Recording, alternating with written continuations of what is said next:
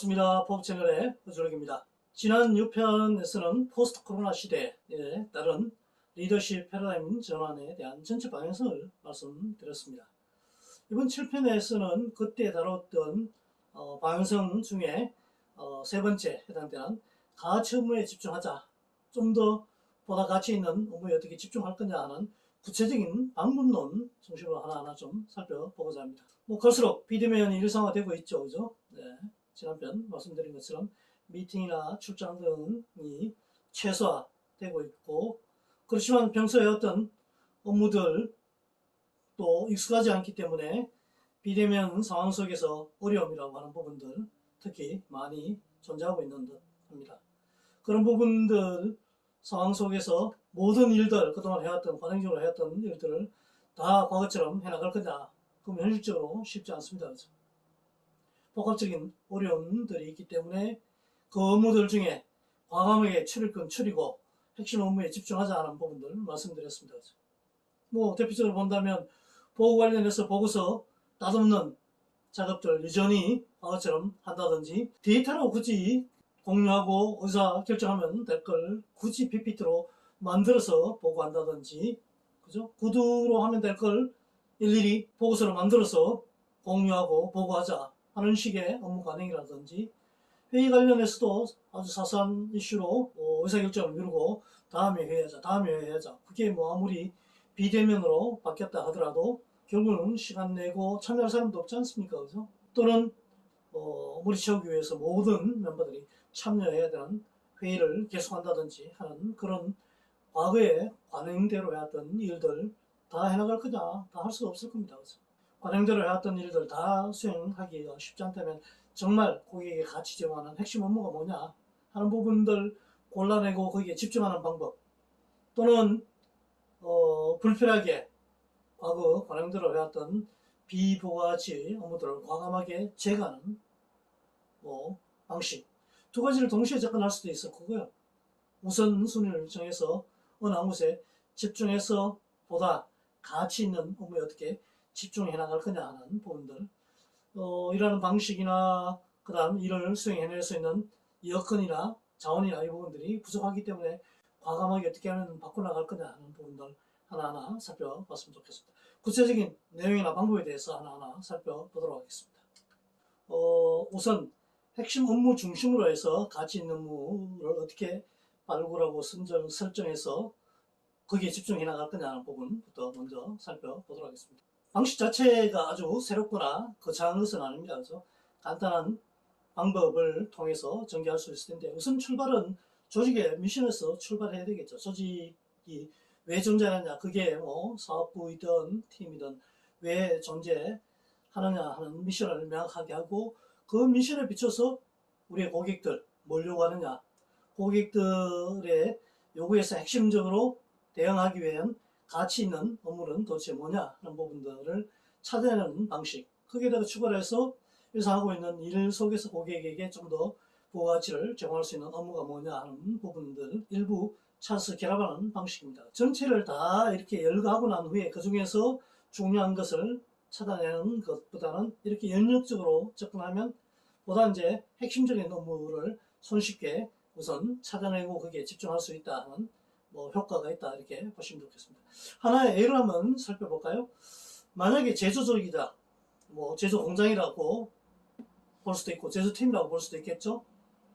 기본적으로 존재하는 미션 자체를 살펴본다면 적게 낮은 원가의 양품 제조가로 제품을 공급하는 것, 이게 통상 제조 조직의 미션일 겁니다. 그 미션을 가지고 있는 조직에게 요구하는 고객들의 요구 찾아본다면 낮은 가격이나 좋은 품질 또는 원하는 납기, 이게 기본적인 요구이겠죠. 그 요구를 제공하는 가치로 전환시켜 본다면 표현은 약간 다르지만 동일한 내용으로 정리가 될 수 있을 겁니다. 그래서 낮은 가격에 대해서는 낮은 생산 원가를 맞춰주는 것, 그 다음 좋은 품질 측면에서는 공정 분량을 최소화시키는 것, 그 다음 원하는 납기라는 측면에서 보면 적기 납품 이런 부분들이 고객들에게 제공하는 핵심 가치가 될 수 있겠죠. 그리고 일반적으로 본인들이 하고 있는 여러 업무 중에서 고객에게 중요하게 기여할 수 있는 부분들, 이 두 가지를 결합한다 그러면 핵심 업무라고 하는 부분은 생산 스피드를 높이고 유연성을 확보해서 낮은 원가에 고객들 원하는 가격을 맞춰주는 부분 될 수 있을 거고요. 품질 확보한다는 측면에서는 공정 품질 개선하는 부분이 될 수 있겠죠.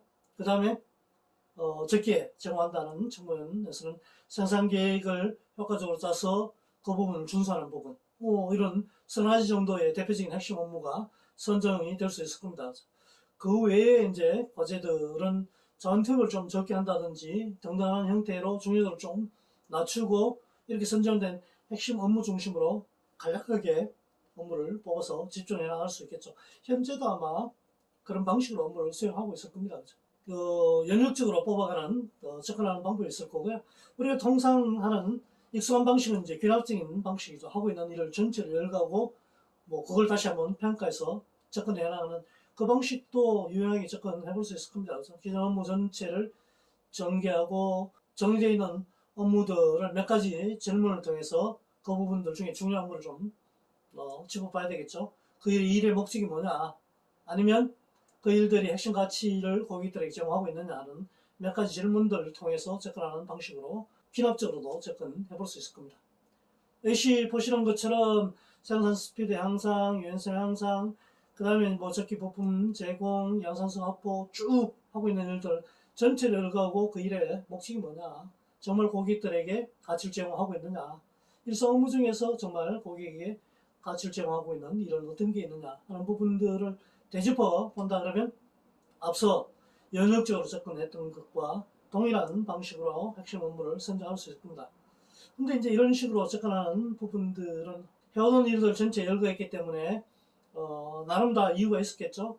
그러다 보면 해온 일들을 뺄 거냐 줄일 거냐 등등 하는 부분들 압축해 나가는데 어려움을 겪는 부분들이 없잖아 있다 보니까 고객에게 제공하는 가치가 좀 떨어지는데도 핵심 업무로 선정되는 그런 우려범한 경우들이 있기 때문에 그런 부분만 피하신다 그러면 정말 우리가 집중해야 될 일이 뭐냐 하는 부분들을 연역적으로 또는 기납적인 방법을 통해서 선정하고 거기에 더 시간을 더 배정을 하고 나머지 일들은 좀 더 시간이나 우선순위를 후순위로 미루어서 전체 업무에 균형을 맞춰 나가는 부분들을 해나간다 그러면 바뀌어진 비대면 업무 환경 속에서 우리의 시간이나 노력이라고 하는 부분들을 조금 더 집중해서 효과적으로 효율적으로 업무 생산을 높여 나갈 수 있는 방법으로 접근이 가능하다 이렇게 보시면 좋겠습니다. 두 번째 방법 같이 한번 살펴볼까요? 비부가가치 업무를 과감하게 잘라내고 이제 핵심 업무 중심으로 업무를 수행하는 접근 방법입니다. 앞서 말씀드렸던 핵심 업무를 먼저 선정하고 비부가가치를 제거해 나가는 것하고 어떻게 보면 동전의 양면 같긴 하지만 조직이 준비가 좀 덜 되어 있거나 현재 하고 있는 관행이나 등등 부분들이 추스려지기 전에는 뭔가 핵심 업무 선정이 쉽지 않다 그러면 이런 방식 익숙하기 때문에 먼저 접근해 볼 수 있겠죠. 다만 이제 그동안 해왔던 일 중에 비부가치부터 먼저 이렇게 제거하거나 줄여나가는 활동들을 하다 보면 그동안 해왔던 많은 일들에 대해서 너무 헛일을 해온 거 아니냐, 불필요한 시간 낭비한 거 아니냐 하는 것들을 잔소리하거나 나무라거나 하는데 치중하다 보면 자칫 이 활동의 본래 목적 자체를 잃어버리는 경우들이 없잖아 있을 수 있고요.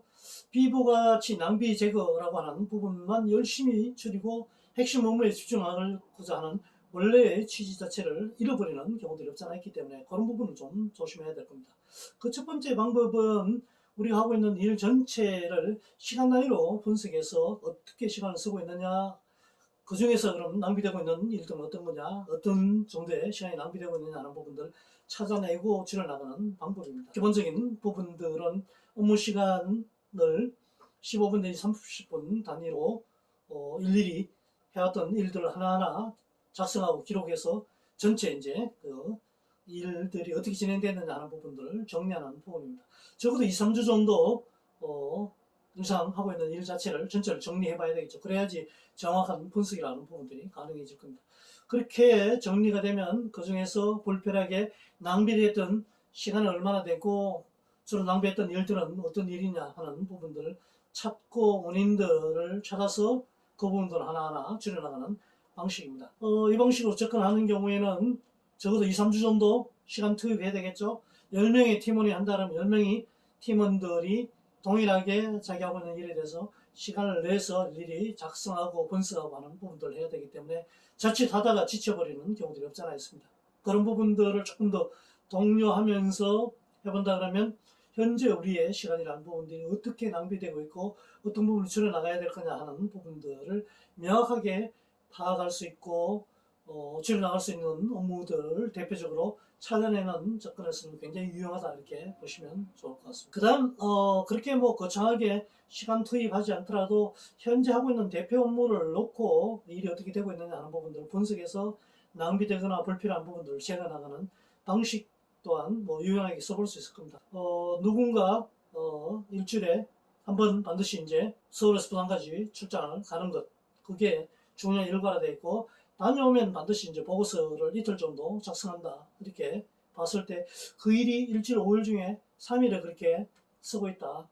그렇게 쓰고 있는 출장이나 아니면 보고서라고 하는 부분들이 의미가 있다면 다행히 될 때 이거 감아봤더니 보고서가 똑같은 보고서가 계속 지난주도 똑같고 이번 주 똑같고 지지난주도 똑같다. 그러면 한번 살펴봐야 되겠죠. 출장의 목적은 방문하게 되는 영업소가 어떻게 돌아가고 있는지 새로운 이슈는 없는지 계획대로 잘 되고 있느냐 하는 부분들 뭔가 인사들을 찾기 위한 것인데 매주 똑같이 출장 가고 하루 출장 가고 이틀 보고서 작성하는 식으로 반복되고 있다. 근데 아무런 건져지는 게 없다. 결국은 출장 매주 가는 것, 그 다음에 뭐 일주일에 이틀 정도 보고서 쓰는 것, 이 자체가 다 이제 낭비 요인이 될 수 있겠죠. 그러면 이제 출장 횟수를 좀 줄인다든지 보고서 중에 똑같은 이야기 빼고 이슈라든지 아니면 뭔가 새로운 결과물이 있다 그러면 그것 중심으로 보고서를 작성하게 하는 현재 하고 있는 업무에서 비부가가치가 발생하는 부분들 과감하게 줄여나가는 방식의 접근도 가능할 겁니다. 그 다음 대표적인 방법 중에 하나는 우리가 하고 있는 업무를 어떤 업무는 비부가가치를 산출하는 업무다. 아예 그렇게 산정하고 우리 조직에 그런 것은 없느냐 하는 부분들을 찾고 과감하게 제거해나가는 방식입니다. 해당 기준에 들어가는 업무를 미리 설정하는 부분이 될 수 있겠죠. 그렇게 할 수 있는 뭐 대표적인 부분들은 우리가 하고 있는 업무 중에 보여주기 업무라든지 시간 끌기 하는 업무라든지 아니면 다른 조직 하고 있는 일을 방해하는 다리 걸기 이외의 업무가 없느냐 하는 부분을 찾아내서 과감하게 줄여나가는 업무의 기준 비부가치를 산정하는 업무 자체를 미리 설정하고 접근하는 방식입니다. 이 방식은 2차 대전 당시에 현재의 미 중앙정보부인 CIA의 전신조직이 해당 적국들을 혼란시키기 위해서 준비했던 방식이라고 이야기를 하고 있습니다. 뭐 대표적인 업무가 보여주기 업무, 보기만 좋은 업무를 쓰거나 상사 입맛에 맞는 업무 수행을 한다든지 아니면 의사결정을 내려야 또 되는 부분인데 더 이제 의사결정이라는 부분들을 책임지기 싫어가지고 좀 더 분석해보자. 시간을 다음에 또 검토해보자 하는 식으로 이제 시간을 끄는 방식이라든지 아니면 다른 조직의 업무에 대해서 경쟁적으로 뭔가 안 되는 부분, 이상한 부분 중심으로 자꾸 이제 시비를 걸어가지고 일을 지연시켜 나가는 방식의 업무가 많아진다 그러면 효율성이나 생산성이라는 부분이 굉장히 떨어질 수 있겠죠.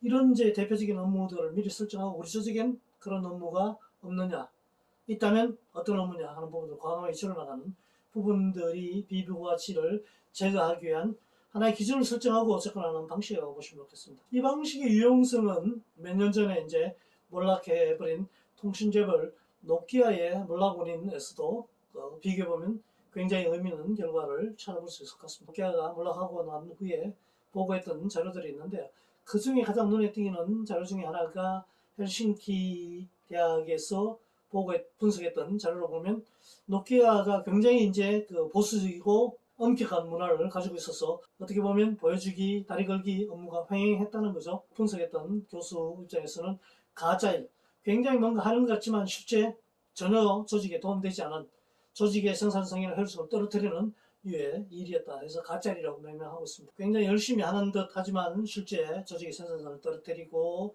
효율성을 떨어뜨리는 유의 일이었다는 거죠. 굉장히 이제 보수적인 문화를 가지고 있었기 때문에 보여지기 문화가 굉장히 횡행했다는 거죠.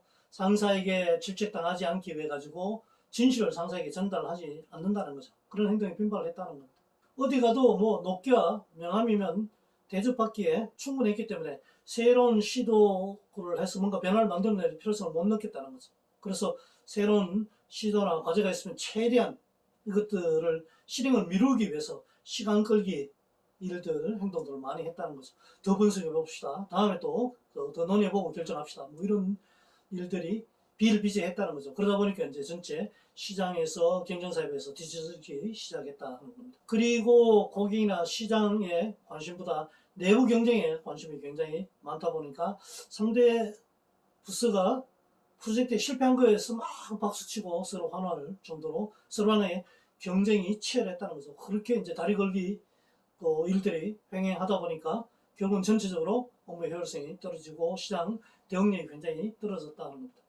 보여주기라든지 다리 걸기라든지 아니면 시간 끌기라고 하는 등등의 가짜 일들이 횡행했기 때문에 결국은 노키아가 몰락의 길을 걸을 수밖에 없었다. 대표적인 원인이라고 이렇게 분석을 하고 있습니다. 여러분 조직은 어떻습니까? 이런 류의 일들이 얼마나 벌어지고 있는지.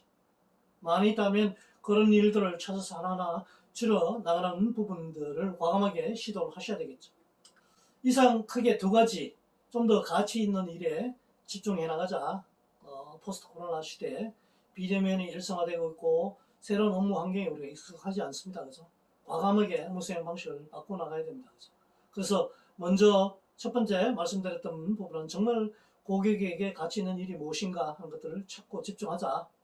미션에 비춰서 고객들이 요구하고 그 요구에 비춰서 가치를 제공할 수 있는 일이 뭐냐 하는 부분들을 찾고 부가가치를 낼 수 있는 업무 중심으로 업무를 전체적으로 가져나가자 하는 부분들 강조해서 말씀드렸습니다.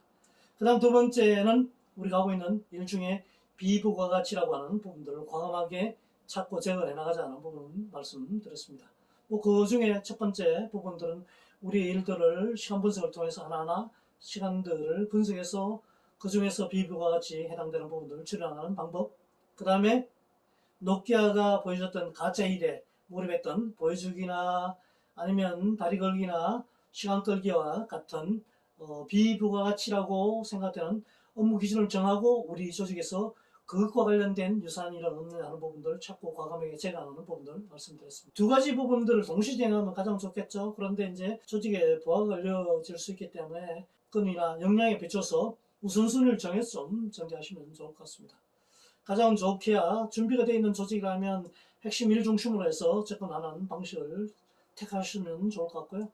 현재 조직이 뭔가 준비되어 있지 않고 어수선하다. 비부가가치 부분들을 과감하게 이제 열거해놓고 하나하나 줄여나가면서 구성원들에게 뭔가 변화를 만들어내자 하는 부분들 동기부여하고 자극을 주면서 풀어나가는 방식도 익숙한 방식이기 때문에 그런 방식들 접근하셔도 좋을 것 같습니다.